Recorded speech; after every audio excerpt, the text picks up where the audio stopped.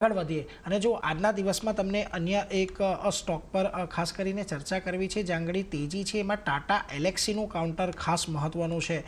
જો આજે તમને ઘણા બધા જે આઈટી રિલેટેડ સ્ટોક્સ છે ત્યાં આગળ એક તેજી આવતી જોવા મળી રહી છે અને એમાં ટાટા એલેક્સી જુઓ આજે એક તેજીનો કારોબાર છે પરંતુ અહીંયા ઓવાઈ ખાસું એવું આજે વધતું દેખાયું છે।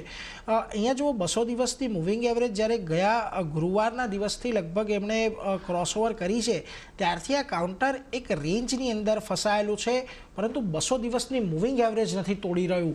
આ કન્સોલિડેશન થોડુંક પોઝિટિવમાં રિઝલ્ટ આપે એવું લાગી રહ્યું છે તમને અત્યારે?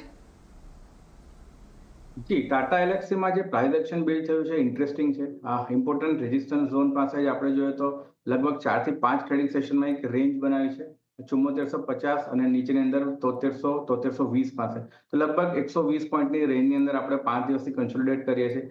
ઓપન ઇન્ટરેસ્ટના ડેટામાં જોઈએ તો એક લોંગ સાઇડ ઓવાય સ્ટ્રોંગલી આજે જોવા મળી રહ્યો છે। ઓલમોસ્ટ અરાઉન્ડ 9% ઓવાય બિલ્ટઅપ છે અને લાસ્ટ 1 વીકની અંદર જોઈએ તો પણ લગભગ 28% ઓવાય લોંગ સાઇડ બિલ્ટ જોવા મળી રહ્યો છે। તો એક્સપેક્ટેડ છે કે પોઝિટિવ બ્રેકઆઉટ અપસાઇડ આપણને જોવા મળે।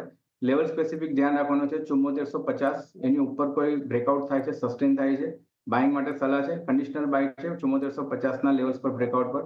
ટાર્ગેટ જે એક્સપેક્ટેડ છે ઉપરમાં 7700 સુધીના એક એક્સપેક્ટેડ છે અને નીચે જે સ્ટોપ લોસ રાખવાના છે આફ્ટર બ્રેકઆઉટ 7300 રૂપિયાનો રાખવાનો રહેશે।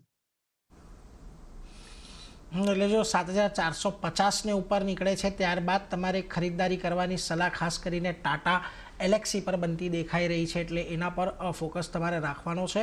અહીંયા તમારે 1375ની આજુબાજુનો એક સ્ટોપ લોસ ધ્યાનમાં રાખજો એટલે કન્ડિશનલ બાય અત્યારે તમને ટાટા એલેક્સી પર આવતું દેખાઈ રહ્યું છે। પરંતુ આજના દિવસે જુઓ તમને એક કાઉન્ટર કે જ્યાં આગળ પ્રાઇસ એક્શન થોડું 1-8% નીચે છે પરંતુ શોર્ટ બિલ્ટઅપ અહીંયાથી થઈ રહ્યા છે એ છે નેશનલ એલ્યુમિનિયમનું કાઉન્ટર। આજના દિવસે અહીંયા તમને ઘટાડો ચોક્કસથી આવતો જોવા મળી રહ્યો છે પરંતુ અહીંયાથી જે સમાચાર આજે સવારે બની રહ્યા હતા કે સરકારી અહીંયા એલ્યુમિનિયમ કંપનીઓ માટે થોડી ઘણી રાહત આપી શકે છે એનાથી થોડુંક વિપરીત આજે તમને અહીંયા ઘટાડો જોવા મળી રહ્યો છે। અહીંયા જુઓ 20 દિવસની મૂવિંગ એવરેજ પાસે આ કાઉન્ટર આવીને થોડો આજના દિવસે સપોર્ટ લઈ રહ્યું છે। યજ્ઞેશજી અહીંયા કોઈ મત છે કારણ કે જો અહીંયા તમને છેલ્લા ઘણા દિવસથી એક નીચેમાં 240 ઉપરમાં તમને 250ની એક રેન્જ બની ગઈ છે કે જ્યાં આગળ આ કાઉન્ટર ફસાયેલું છે। હા યસ ડેફિનેટલી જે રેન્જ તમે કહી એ પ્રમાણે ઉપરમાં ઇમ્પોર્ટન્ટલી 255 250 પાસે આપણે રેઝિસ્ટ થઈએ છીએ ઘણા ટાઈમથી। પ્રીવિયસ સ્વિંગ હાઈ પણ અરાઉન્ડ નવેમ્બર મહિનાના એન્ડમાં આપણે ત્યાં જ ફોર્મ કર્યા હતા ઇનફેક્ટ એની ઉપર ફોર્મ કર્યા હતા પરંતુ ક્લોઝ 250ની નીચે જોવા મળ્યો હતો અને અત્યારે પણ આપણે જોઈએ તો લાસ્ટ બે ટ્રેડિંગ સેશન્સ પહેલા આ જ લેવલ્સ પર રેઝિસ્ટ થયા છે। તો ઓવરઓલ થોડો વ્યૂ નેગેટિવ છે અત્યારે બાઇંગ માટે અવોઇડ કરવું છે અને જે નીચે સપોર્ટ છે 240 પાસે એક એક્સપેક્ટેડ છે કે 240ના લેવલ નીચે આવી શકે છે નેશનલ એલ્યુમિનિયમમાં। તો વેઇટ એન્ડ વોચ કરવું જોઈએ અત્યારે।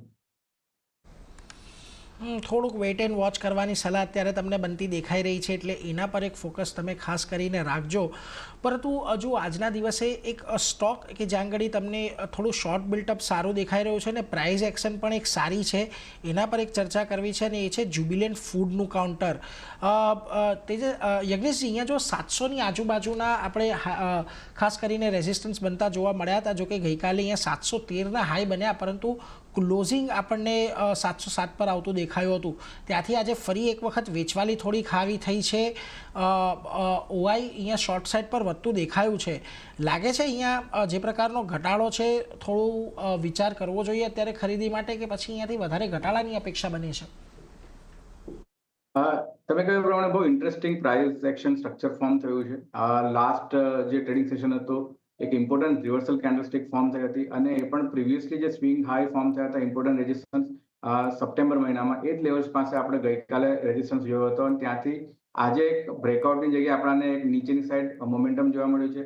ગઈકાલનો લો પણ આપણે બ્રેક કર્યો છે અને ઓપન ઇન્ટરેસ્ટમાં જોઈએ તો શોર્ટ ઓવાય બિલ્ટઅપ ડેફિનેટલી જોવા મળી રહ્યું છે।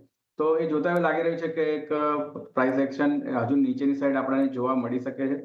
20 દિવસની મૂવિંગ એવરેજ અરાઉન્ડ 670 660 પાસે છે તો એ લેવલ્સ આ કાઉન્ટરમાં પોસિબલ છે તો ત્યારબાદ આપણે એક પ્લાન કરી શકીએ છીએ લોઅર લેવલ્સ પર અત્યારે અવોઇડ કરવું જોઈએ। એટલે તો થોડુંક નીચે આવે ત્યારે ખરીદી કરવાની સલાહ તમને બનતી દેખાઈ રહી છે એટલે એના પર એક ફોકસ તમારે ખાસ કરીને રાખવાનો છે। પરંતુ એ